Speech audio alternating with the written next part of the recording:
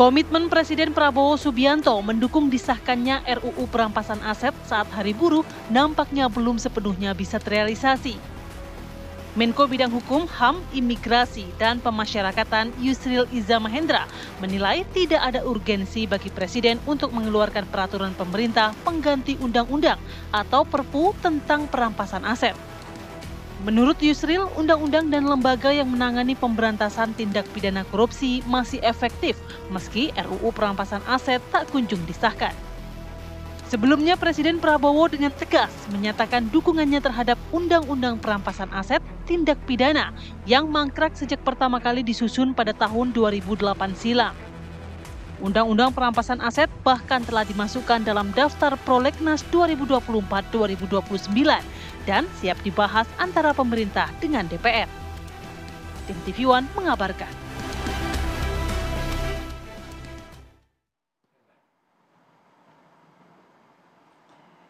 Ya pemirsa, kita kembali ke Apa Kabar Indonesia Pagi dan akan berdialog terkait dengan bagaimana urgensi dari RUU perampasan aset ini. Ada yang mengatakan belum urgen untuk disahkan, tapi ada juga yang mengatakan bahwa ini sudah darurat sebenarnya. Harusnya sudah ada keluar Perpu ini ya. Tapi yang menarik, Andi Kumala dan pemirsa, Pak Presiden Prabowo Subianto sudah lebih dari 2 kali ngomong di depan publik terkait RUU perampasan aset. Artinya ini kan menjadi hal yang cukup serius, cukup menjadi concern dari Presiden untuk segera dikembangkan lalu disahkan. Ya, kita akan bahas dengan narasumber kita baik yang sudah hadir di studio maupun yang sudah tersambung melalui Zoom.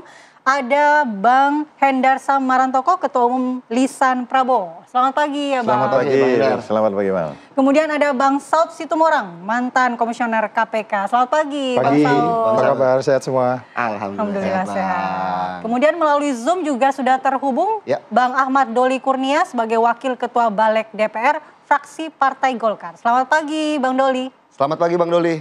Selamat pagi. Assalamualaikum warahmatullahi wabarakatuh.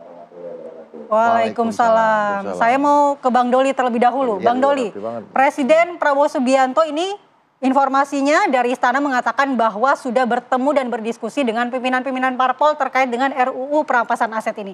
Tapi kenapa RUU ini belum masuk dalam Prolegnas 2025, Bang? Ya, sebenarnya begini ya.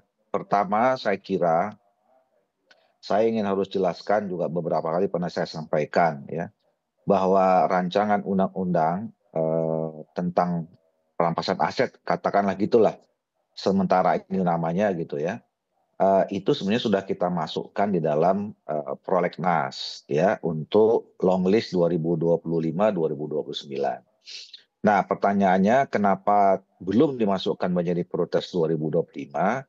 Bukan berarti itu tidak pernah kita bahas ya. Jadi pertama tidak benar kalau misalnya rencana masuknya undang-undang ini, dibentuknya undang-undang ini tidak dimasukkan dalam Prolegnas. Jadi karena ada selama ini yang mengatakan di-delete atau dihapus, itu tidak benar. Nah yang kedua, belum dimasukkan ke Prolegnas 2025, Prolegnas 2025 karena memang kita sedang melakukan kajian-kajian yang mendalam ya, penyesuaian-penyesuaian baik itu di dalam pemerintah maupun di DPR. Nah, saya menyampaikan beberapa kali ya bahwa kita perlu menyesuaikan dengan sistem hukum kita tentang bagaimana mengimplementasikannya. Nah, apalagi sekarang kan juga DPR sedang membahas bersama dengan pemerintah sedang membahas dengan tentang undang-undang KUHP ya. Nah itu juga sebetulnya nanti bisa kita sinkronisasikan ya bagaimana supaya undang-undang ini nanti pada saatnya kalau memang kita sepakat dibentuk itu bisa terimplementasi dengan baik sesuai dengan sistem dan keadaan situasi penegakan hukum kita.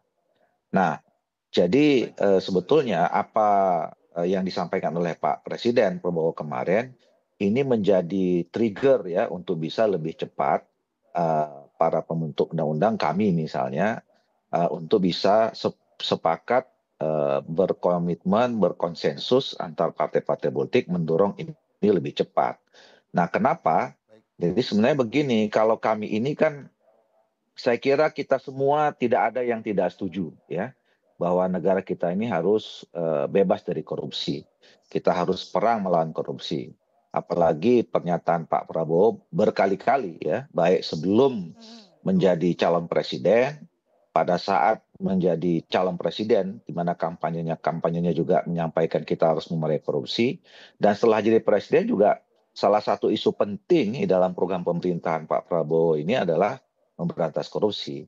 Nah, memang kita sudah punya ya berbagai peraturan perundangan ya, setidaknya minimal ada 2 ya, ada Undang-Undang Tipikor, ada Undang TPPU yang itu semua ditujukan untuk menjadi bagian komitmen kita melaksanakan pemberantasan korupsi. Tapi kenapa misalnya Undang-Undang Perampasan Aset ini juga menjadi penting ya? Ya kita bisa melihatnya begini, ya hukum tertinggi itu kan adalah keselamatan masyarakat ya. Jadi kalau misalnya kita dalam membangun negara kita ini misalnya kekurangan anggaran, sementara ada pihak lain yang kemudian mengambil anggaran atau harta negara itu, tentu kan kita harus menyelamatkan negara ini, harus menyelamatkan rakyat yang harus memang terus merasakan pembangunan itu. Nah, oleh karena itu menurut saya memang perlu diatur ya tentang undang-undang perampasan aset ini. Nah, yang berikutnya adalah apa saja misalnya yang perlu disesuaikan ya. Satu, saya misalnya saya sering juga diskusi sini sama Bang Saud ini ya, beberapa kali ya. Saya kira apa yang disampaikan beberapa kali terhadap dari para pengamat, dari akademisi, orang-orang yang punya pengalaman di dalam proses pemberantasan korupsi, ini perlu kita akomodir, perlu kita sinkronisasi, kita harmonisasikan gitu. Misalnya mulai dari soal teknis, soal penamaannya, terus skopnya ya.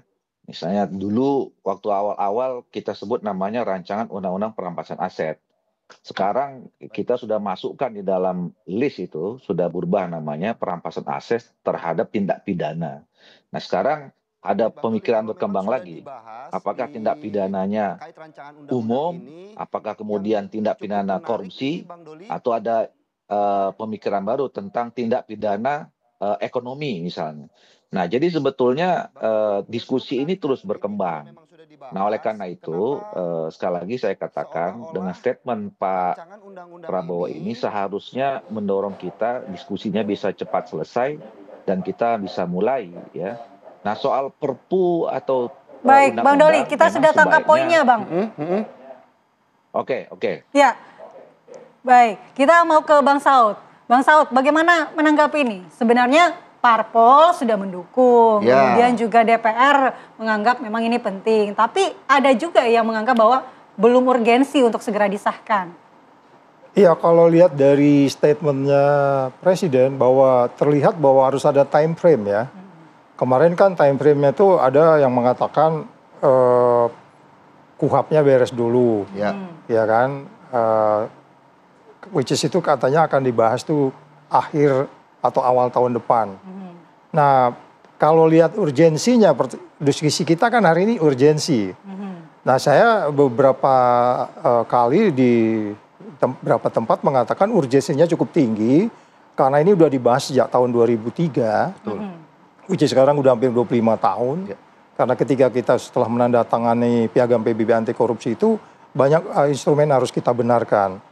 Nah, kemudian kalau itu tidak ada katakanlah time frame yang pasti kapan, apalagi beberapa diskusi yang saya ikutin, dia harus selesaikan dulu KUHP-nya segala macam itu. Padahal ini kan kalau kita bicara perampasan aset itu kan disebutnya adalah non-conviction based. Jadi tanpa harus bicara KUHP juga gitu. Kalau bicara conviction, Anda harus bicara KUHP. Jadi it's nothing to do dengan KUHP itu sendiri. Tadi juga kalau menurut penjelasan Bang Doli ini sebenarnya sudah dibahas, tapi masih memperhatikan beberapa faktor, artinya kayak HAM, hak-hak yang dimiliki oleh para masyarakat Indonesia. Apakah Anda setuju? Iya kan, itu sebenarnya naskah akademiknya udah beres, iya kan? Ya udah beres. Kalau nggak beres naskah akademiknya menjelang campaign itu kan presiden sebelumnya memberikan surprise. Atau ini hanya upaya mendelay? Ya kalau akhirnya kita bertanya-tanya gitu, yang intinya menurut saya mereka nggak paham perintah presidennya. Nah kalau kita bicara ngikuti omongan presiden dari ke hari, paling tidak ada 5 urgensi. Pertama, kan di beberapa tempat selalu bilang, enak aja lu ngerampok, gua ambil lagi li. Kan dia ngomong kayak gitu. Ya ngerampoknya pakai apa? Ngambilnya ulangnya kayak gitu kan? Pakai ini gitu loh. Yeah. Jadi yang saya bilang mereka nggak paham. Saya lebih cenderung justru perpu. Udah kalau mereka ini agak lambat, udah presiden bikin perpu.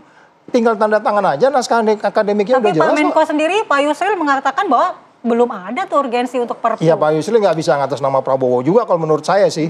Iya kan, kita tahu juga kan, itu kan belum tentu gitu. Bisa berdebat juga itu, iya kan. Orang omongannya, coba deh jabarkan omongannya presiden. Itu presiden kalau pidato itu perintah. Iya kan, itu harus dijabarkan. Batuk aja perintah, apalagi udah ngomong kayak begitu. Iya kan? Iya. Mungkin kita tanya Bang Hendar, apakah benar ini perintah pada saat Presiden Prabowo Subianto mengungkapkan ini di hadapan para buruh? Ya, kan kita harus dudukan dulu ke masalah konstitusinya bahwa presiden itu adalah lembaga eksekutif, ya kan. Kemudian ada lembaga legislatif yang memang mempunyai core dan domain di bidang itu, ya kan. Kemudian juga ada yudikatif ya, yang mungkin tidak terlibat secara langsung dalam hal ini. Tapi too good to be true, Pak Prabowo adalah sebagai seorang presiden, ya kan, pemimpin eksekutif, tapi beliau juga adalah sebagai seorang ketua umum parpol. Nah, artinya secara non teknis beliau bisa mendorong hal tersebut, dan itu yang kemudian beliau lakukan ya dengan mengajak seluruh ketua umum parpol untuk mendorong hal tersebut.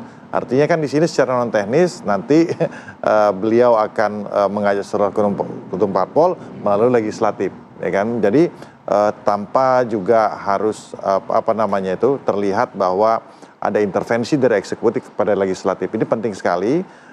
Yang penting materi dan konten dan spirit beliau untuk memberantas korupsi dengan cara ini memang bisa dijalankan. Nah, itu yang pertama. Yang kedua juga harus menjadi catatan bahwa langkah yang sudah dilakukan sudah konkret pada saat ini dengan Mas Prasetyo Hadi selaku jubir sudah mengatakan bahwa kita akan berkoordinasi dengan PPATK itu satu, ya kan, sudah berkoordinasi dengan Ketua Umum Parpol, ya, kemudian juga dari Menkum kita, Pak Supratman juga sudah mengatakan bahwa sudah mengkaji, sudah mulai jalan. Jadi ketiga hal tersebut saya rasa sudah merupakan spirit daripada pemerintahan Prabowo Gibran untuk menuntaskan dan merealisasikan Astacita poin ke-8 tentang reformasi di bidang hukum. Tapi apakah kemudian keinginan dari Presiden Prabowo Subianto ini tidak seolah-olah membuat Presiden seperti berjalan sendiri, berjuang sendiri? To good to be true, dia adalah Ketua Umum Parpol. Itu loh maksud saya. Nah, jadi ini harus dibedakan dengan pada era Pak Jokowi yang dia stuck. Kenapa? Karena dia pada saat itu. Jadi kita harus ngelihatnya juga kan nggak bisa di ruang hampa gitu loh, ya kan? Dia di cover bahwa presiden merintah. Gimana presiden mau memerintah secara eksekutif? Dia adalah lembaga eksekutif, memerintah lembaga legislatif untuk melakukan hal tersebut. Ya kan? Kan akan stuck kan? Makanya sebagai instrumen dia sebagai seorang ketua umum parpol dan aspek-aspek non teknis dengan mengajak ya kan ketua umum parpol lain untuk duduk bersama-sama, ayo kita jalankan ini tentu paling penting. Yang penting spiritnya tetap sama ya. Kita akan melanjutkan dialog kita, tapi kita harus jeda terlebih dahulu pemirsa, tetaplah di Apa Kabar Indonesia Pagi.